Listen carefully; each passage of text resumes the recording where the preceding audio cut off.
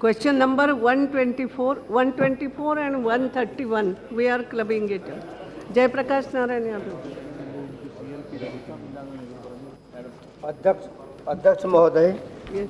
आपने प्रश्न पूछने का मौका दिया, धन्यवाद। अध्यक्ष महोदय, स्वर्गीय चौधरी चरण सिंह जी कहा करते थे कि देश के समृद्धि का रास्ता किसानों के खेत और खलिहान होकर गुजरता है। जब किसान समृद्ध होगा, एग्रीकल्चर जब मजबूत होगा, तभी देश हमारा मजबूत होगा। मैं माननीय मंत्री जी से आपके माध्यम से जानना चाहता हूं कि सरकार द्वारा कई प्रकार की बीमा योजना चलाया जा रहा है। माननीय मंत्री जी से मैं जानना चाहता हूं कि किसानों का फसलों का बीमा योजना किस किस आधार पर तय किया जाता है, बिहार की क्या स्थिति है? क्योंकि किसानों को लागत मूल्य की बीमा से प्राप्त नहीं हो पाता है, जिसके कारण किसान आत्महत्या के मजबूर हो जाते हैं और वर्तमान सरकार में आत्महत्या बढ़ी है। यह भी जो है चित्र जो है सामने आया है। माननीय मंत्री जी बताना चाहेंगे। महोदय, मैं माननीय जयप्रकाश जी के विचार से सहमत हूँ कि किसानों का जो लागत मूल्य होता था वो भी फसल बीमा योजना के अंतर्गत उसको प्राप्त नहीं होता था और उसके कारण हजारों परिवार देश में बर्बाद हुए। हमारी जो फसल बीमा योजना थी, उस योजना के तहत किसानों को प्रीमियम ज़्यादा देना पड़ता था और जो लागत का भुगतान होता था राज खजाने पर ज़्यादा बोझ न पड़े, इसके लिए कैपिंग थी। तो ये परेशानी थी। तो जो लागत मिलना, स्वाभाविक रूप से लागत उसको नहीं मिलता था। दूसरा कि किसान ने यदि कर्जा लिया, खेत की जुताई की, बीज भी खरीद के घर में लाया और दूसरे दिन सुबह से ऐसी आपदा आई कि वो बुआई नहीं कर सका, तो उसको बीमा का कोई राशि प्राप्त नहीं होता था, कुछ भी अंश प्राप्त नहीं होता। दूसरा कि यदि किसान अपने फसल को काट लिया और वो खेत में पड़ा है, आज कटाई की और सुबह में यदि आपदा आ गई, खेत में है और वो नुकसान हो गया, तो उसका उसको मुआवजा नहीं मिलता था, एक पैसा भी नहीं मिलता था। इसी प्रकार से जो कटाई प्रयोग होता था उसके आंकड़े मैनुअली बहुत दिन समय लगता था। जैसे अभी 15-16 का जो है आंकड़ा भी राज्यों से कंपनी को प्राप्त नहीं हुआ है। तो देर विलम्ब से भुगतान भी, कम भुगतान भी, और देश के अलग अलग राज्यों में अलग अलग फसलों के लिए अलग अलग प्रीमियम था। तो ये जो बीमा योजना थी, दो प्रकार का, एक तो नाइस था और फिर संशोधित नाइस था। इन दोनों को समाप्त करके, ध्यान में होगा जब सरकार में हम आए थे तो उस समय हमने कहा था कि हम एक नई फसल बीमा योजना लाएंगे। हमारे प्रधानमंत्री जी ने स्वयं इसमें काफ़ी समय दिया, राज्यों के साथ बातचीत हुई, फिर पूरे देश से लोगों का राय लेने के बाद इस वर्ष खरीफ में जो प्रधानमंत्री फसल बीमा की शुरुआत की गई है, इसके तहत अब किसान यदि कर्जा लेता है, खेत की जुताई करता है, तैयार करता है, बीज भी खरीद के लाता है, लेकिन यदि बुआई नहीं कर पाया तो 25 आपदा आ गई तो 25% बीमित राशि उसको निश्चित रूप से प्राप्त होगा।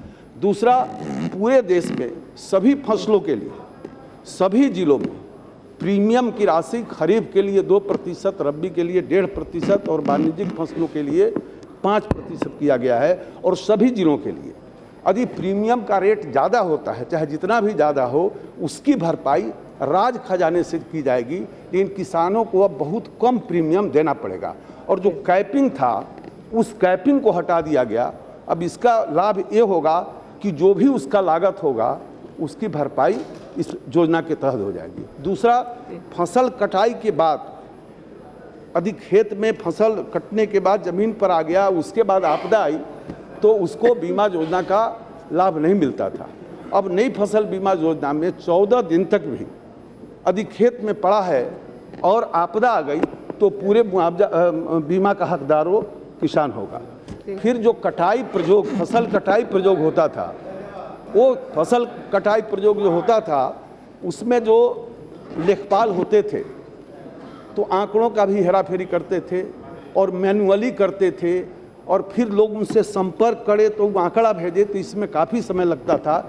इसलिए सभी राज्यों को स्मार्टफोन, जो नीचे की इकाई के अधिकारी हैं, और स्मार्टफोन पर मोबाइल ऐप भी राज्यों को दिया गया है, कंपनियों को दिया गया है कि तुरंत आंकड़े प्राप्त हो जाए। और कहीं कहीं बिहार जैसे राज्य में 4 जिला ऐसे थे कि 2009 का बीमा का राशि 14-15 में मिला है। मतलब आंकड़ों में भी हेराफेरी होती है कि पंचायत का रकबा है 200 एकड़, बीमा हो गया 300 एकड़ का। अब इसकी जांच में 4 साल नहीं मिला। तो स्मार्टफोन का तो इस्तेमाल करिए रहे हैं आंकड़ा के लिए, लेकिन बाकी हेराफेरी की भी यदि कहीं शिकायत आता है तो ड्रोन के भी इस्तेमाल की ट्रेनिंग राज्यों को दी गई है। और मैं समझता हूं कि प्रधानमंत्री फसल बीमा योजना देश के किसानों के लिए ये सबसे बड़ी राहत की योजना है, और इसको अमृत योजना भी यदि कहें किसानों के लिए तो इसमें अतिशयोक्ति नहीं है। Second supplementary. सभापति महोदय, मैं जानती हूँ, मगर पहले के लोग सभापति महोदय, जो है उनके नाम उनको सभापति तो महोदय, माननीय मंत्री जी ने कहा अमृत योजना है। जी जी। हम इसमें उलट करके शब्द नहीं बोलना चाहेंगे, सब लोग समझ गए होंगे। और आज किसानों के लिए जो स्थिति है वो प्रश्न हम प्रश्न पूछ रहे हैं मैडम आपके माध्यम से। जी। राष्ट्रीय कृषि बीमा स्कीम, संशोधित राष्ट्रीय कृषि बीमा स्कीम, मौसम आधारित फसल बीमा स्कीम और नारियल पाम बीमा स्कीम, 4 योजना किसान सूखे की मार से, बाढ़ की मार से, खराब मौसम की मार से, खराब बीज की मार से, दुर्घटना से, मशीन की खराबी से, अगलगी से, बीमारी से, रबी हो, खरीफ हो, दलहन हो, तिलहन हो, दियारा हो। हम ये जानना चाहते हैं आपके माध्यम से कि जो 4 योजना है उसकी तरह ही प्रधानमंत्री फसल बीमा योजना, जो माननीय मंत्री जी घुमा उमा करके बात कर रहे हैं, हेतु मध्य में साफ चित्र नहीं है। 2016 पर भी लगता है कि जो प्रधानमंत्री फसल बीमा है योजना है 2016, उस पर भी ग्रहण लग रहा है। और फसल बीमा योजना की क्या आपकी समेकित नीति है, स्पष्ट कीजिए। इसलिए कि छत्तीसगढ़ के ही बात कर रहे हैं, लोगों ने कहा कि 10 रुपया मुआवजा दिया गया, तो माननीय मंत्री जो है स्पष्ट करें। महोदय, जयप्रकाश जी के सामने ये योजना स्पष्ट नहीं है, इसमें जो पेपर ले हुआ है उसका कसूर नहीं है। ये न पढ़ने के कारण ऐसा भ्रम उनके अंदर पैदा लिया है। इसमें बहुत साफ लिखा हुआ है महोदय, लोगों के नाम है, उनका क्या करूं महोदय, इसमें बहुत साफ लिखा हुआ है कि राष्ट्रीय कृषि बीमा योजना और मॉडिफाइड राष्ट्रीय कृषि बीमा योजना जो चल रही थी, जिनके विसंगतियों की हमने चर्चा की है, यदि माननीय सदस्य न समझे हैं तो उसमें मेरा कोई कसूर नहीं है, इस पेपर का कोई कसूर नहीं है। इस दोनों को समाप्त करके और नया प्रधानमंत्री फसल बीमा योजना लाया गया है। और निश्चित रूप से वो जो बोल रहे हैं वो सारी विसंगतियां थी, इससे हम सहमत हैं। इसीलिए दोनों को समाप्त करके ये तीसरी योजना प्रधानमंत्री फसल बीमा योजना लाई गई है। कृपया इसको पूरा पढ़ ले, इसमें पूरा विवरण लिखा हुआ है कि कौन योजना समाप्त होकर कौन योजना लाई गई। श्री